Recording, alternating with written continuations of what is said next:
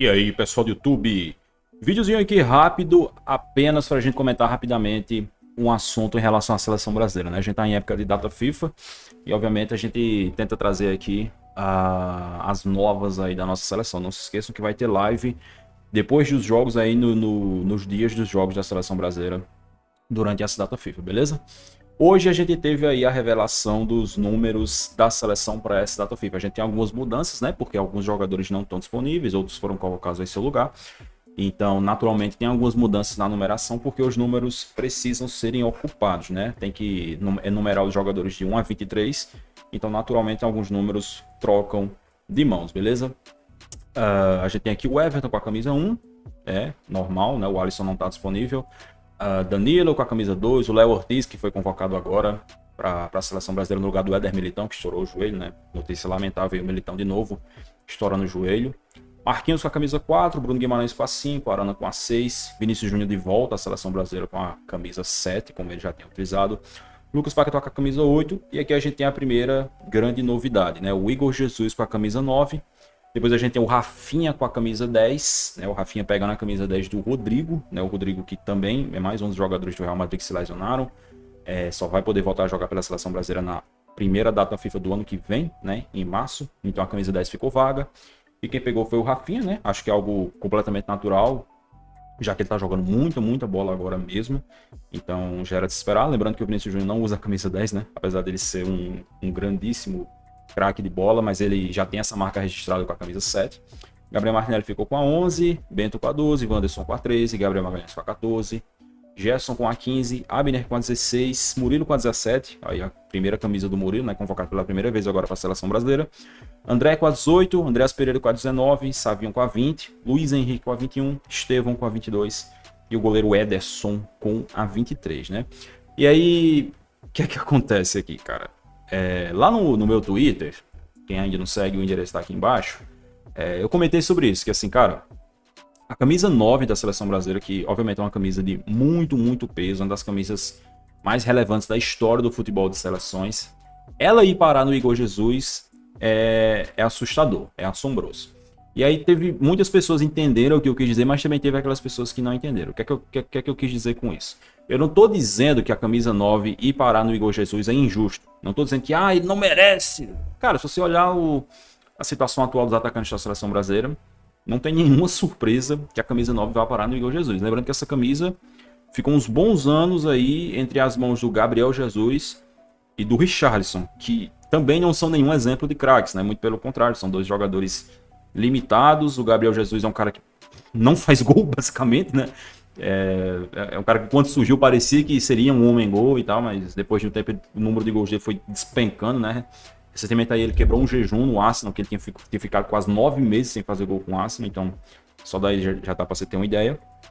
O Richarlison também foi esse cara que chegou a ter uma boa fase ali, mas depois disso sumiu completamente, começou a jogar mal, parou de fazer gol, começou a ter muitas lesões no Tottenham, hoje em dia nem é chamado mais para a seleção brasileira. E aí agora a camisa 9 foi parar no Igor Jesus.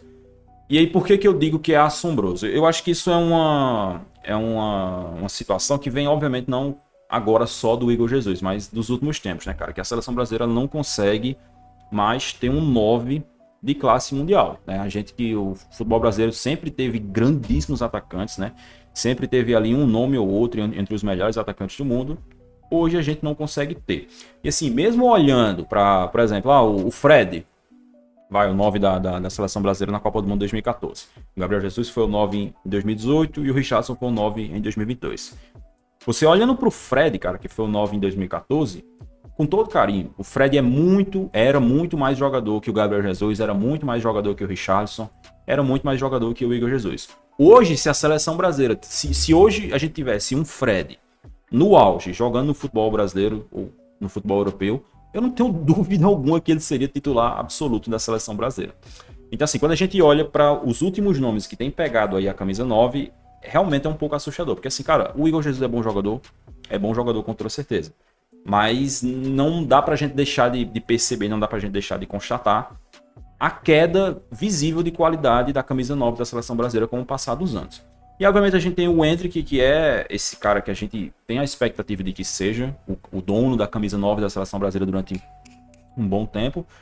Não está sendo agora, né? Tanto que ele nem foi convocado para essa data FIFA. Mas assim, eu não tenho dúvida, pessoalmente, eu não tenho dúvida de que o Endrick é mais jogador que o Igor Jesus. Ele é melhor jogador que o Igor Jesus. Não é que ele vai ser, né? Não vai ser não. Ele é melhor jogador que o Igor Jesus. Só que hoje são momentos completamente diferentes, né? O Igor Jesus está jogando no Botafogo, tá tendo um ano fantástico. Os caras estão aí para ganhar o Campeonato Brasileiro, vão jogar a final da Libertadores, enquanto que o Endrick é reserva no Real Madrid. São situações completamente opostas, né? Um tá jogando no Real Madrid, o outro tá jogando no futebol brasileiro. Se o Endrick tivesse até hoje no futebol brasileiro, ele ainda seria titular absoluto do Palmeiras e ainda estaria sendo muito decisivo pro Palmeiras, como ele foi em 2023, né? Decidiu o Campeonato Brasileiro em 2023, inclusive contra o próprio Botafogo. Então são situações opostas, mas é óbvio que o momento hoje é do Igor Jesus. Eu discordo totalmente da não convocação do Endrick, eu já falei sobre isso aqui. Eu acho que o Dorival Júnior, ou ele não gosta do Endrick, ou ele não acha que o Endrick tem nível para já estar sendo convocado. Porque isso é uma percepção que a gente tem, né, de que o Endrick é um jogador extra classe, é um talento geracional, é um cara que tem que estar sendo chamado, mas eu acho que o Dorival não tem essa percepção. Porque ele tem usado o Endrick cada vez menos, né? O Endrick salvou a seleção brasileira naquelas datas FIFA do começo do ano, contra a Espanha e contra a Inglaterra.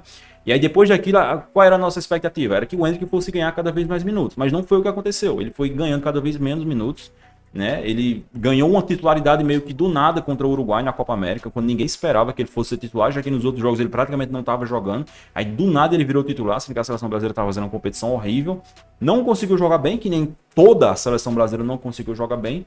E depois disso ele foi perdendo minutos, começou como titular naquele jogo horrível no Paraguai, em que a seleção brasileira foi derrotada, foi substituído no intervalo, e depois disso, pronto, parece que o Dorival Júnior já definiu na cabeça dele que o Endrick não serve. O que eu acho completamente lamentável, mas hoje é o que tem, é Igor Jesus camisa 9, Rafinha camisa 10, é o que tem. Vamos esperar aí para ver o que é que vai acontecer, né? São dois jogos complicados, né? Venezuela, que está fazendo uma boa eliminatória, Uruguai, que é o Uruguai, né? Pelo amor de Deus, inclusive derrotaram a seleção brasileira no jogo no ano passado, o jogo que o Neymar se lesionou.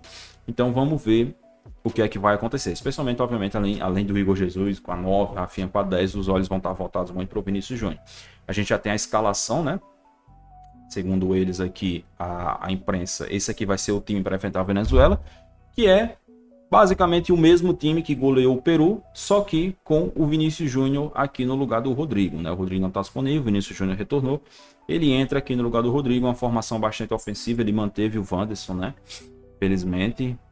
E vamos ver como é que o time vai se comportar. É um jogo mais difícil do que contra o Peru, não tenho dúvida disso, mas ele manteve o time bastante ofensivo que enfrentou a seleção peruana, beleza?